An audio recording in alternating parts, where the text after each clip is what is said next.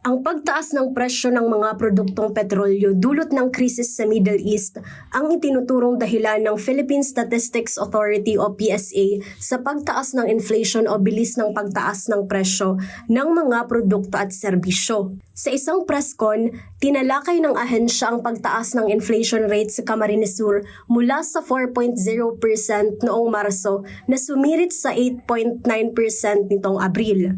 Ayon sa ahensya, nagambag sa mataas na implasyon sa buwan ng Abril ay ang pagkain na may 5.9%, sunod ay ang transportasyon na may 25.9% at ang housing kung saan may talang 11.1% inflation. You're probably familiar with the Strait of Hormuz.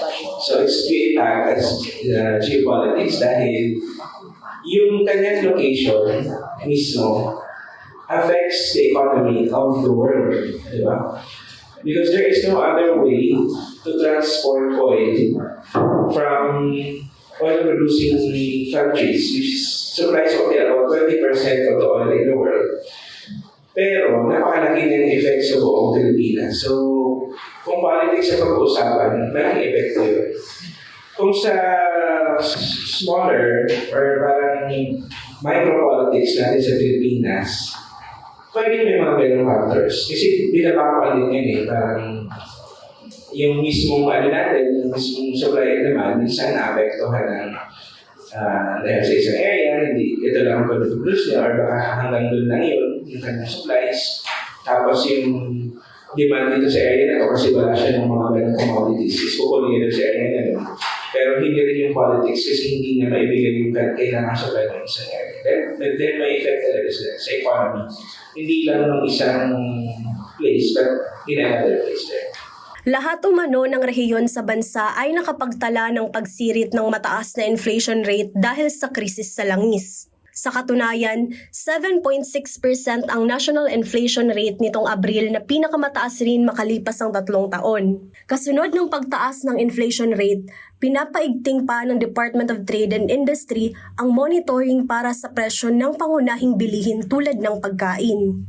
Layon nitong maproteksyonan ang mga consumers sa mga hindi otorisadong pagtaas sa basic and prime commodities. For retail naman po, we regularly conduct yung price monitoring sa buong Kamsur. So, nag-monitor si DTI every month sa buong Kamsur and weekly sa Naga since malaking city and maraming establishment dito sa Naga. So, dito naman, during our observation sa monitoring report namin last April, wala naman na masyadong paggalaw sa presyo. So, si DTI na monitor niya is BNTC or the Basic Necessities and Prime Commodities. Kasali na po dito yung mga noodles, instant noodles, mga canned sardines, and yung mga important necessities na kailangan ng mga consumers. And siguro, meron lang paggalaw talaga sa presyo doon sa mga minomonitor namin sa parte ng mga hardware materials, construction materials, since April is season po talaga ng pag-alap kasi every summer naman talaga na lagi tumataas yung presyo ng mga bilihin sa hardwares. But speaking of the inflation, siguro para maging ready na rin po yung mga consumers and tayo as consumers also, by May for sure na paggalaw po sa presyo ng BNTCs since yun din po yung hinihingian, pinagbigyan din tayo ng mga suppliers na during the price hike, lalo sa gasolina, hindi po sila nagtaas ng presyo. By this May, magkakaroon po ng may allowable increase po sa SRPs ng BNTCs natin. So, aasahan po na talaga natin na may paggalaw ngayon din sa presyo ng BNTCs. Maging ang Bangko Sentral ng Pilipinas at Department of Agriculture ay naglatag rin ng regulatory measures upang mapagaan ang naitalang pagtaas ng inflation rate sa probinsya. Ang magandang punto dyan is we don't speculate, but ang dyan is we observe and we monitor. We closely monitor. The BSP usually closely monitors talaga kung ano nangyayari para mag-guide ang ating mga monetary board on their policy decisions. So, hindi speculative, but rather, we constantly observe para maging input sa monetary policy decisions. Although tama ka na siguro mamaya, kung pwede ko na maisingit ngayon. With all these things that are happening, ang maganda naman dito, yung BSP naman, is nagpalabas naman ng regulatory relief measures. Di ba kasi syempre, ramdam natin yung may declaration ng state of national energy emergency. So, ano naman ang ambag ni Bangko Sentral?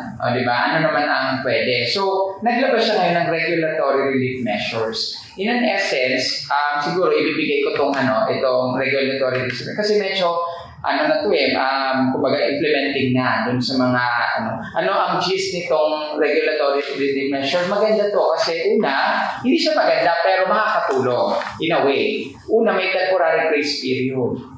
Diba? Up to 6 months with no interest on interest, penalties or additional charges doon sa mga nag-borrow sa mga BSP supervised institutions. Tapos, for agricultural loan payments, pwedeng may deferment. Pwedeng ganun po. Up to from 6 months up to 12 months, aligned with the production cycle po ng ating nasa agriculture. And also, may mga waiver on selected documentary requirements for loan restructure where appropriate. Pero, ililinawin po natin na hindi ito prescriptive. Ibig sabihin, lalapit pa rin yung mga nag-loan. Kailangan lumapit kayo sa mga BSP supervised institution nyo na meron ganito, regulatory relief. Baka pwede natin i-avail kasi magki-case-to-case basis yan. Depende po sa nature ng negosyo, depende sa nature ng loan. Pero, para makatulong, sabi nga the BSP wants it, para makatulong sa ganitong sitwasyon, tingnan natin. And I think, lalo na dun sa may mga existing loans, meron ditong prescription, yung mga only loans may outstanding have current status as of 24 of March 2026. So, ibig sabihin, as of March 24, yung mga loans, may mga loans ka na gano'n. At sa tingin mo, with this current situation, medyo parang mahirap ngayon ang payments. So baka lapit ka dun sa BSP supervised institution, pag-usapan natin, baka maabil na itong mga grace period na ito, deferment ng payments, or waiver of certain documentary requirements kapag magpapaloan restructure.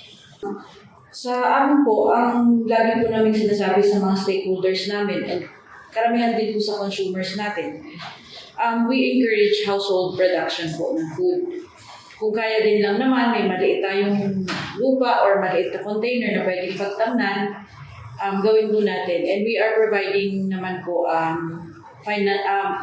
planting material support kung sino po yung mga kailangan. And another thing is, i-consider po natin yung cheaper substitutes pagdating po sa food items na binibili natin. Kung medyo mahal po yung, for example, kung medyo mahal yung cabbage or yung upland vegetable, mag-shift muna tayo sa lowland and vice versa. Kung medyo mahal po yung isda, maghanap po tayo ng ibang source of protein. Kasi although sinasabi po namin na pipilitin ng DA na ma-provide lahat ng ating food requirement or need, syempre hindi po lahat pwedeng maka-afford. So lahat po ng pwedeng gawin na substitute na cheaper than the usual na binibili natin, ini-encourage po namin talaga without sacrificing the nutritional aspect po ng mga pagkain natin, lalo na sa children and elderly population. Ikatlo po is we need to prioritize or we suggest to prioritize our spending. Sa pag may crisis, parang default mode naman po natin yun, we minimize our budget for leisure activities and other mga non-basic necessities natin, and nagsishift po tayo muna sa survival mode na yung basic lang pong pangangailangan sa pagkain at sa pang-araw-araw nating mga needs, yun muna po ang ipaprioritize natin for spending. Umaasa ang naturang mga ahensya sa pamamagitan ng mga hakbang na ito ay mapapababa ang inflation rate. Jem Garcia, CSN.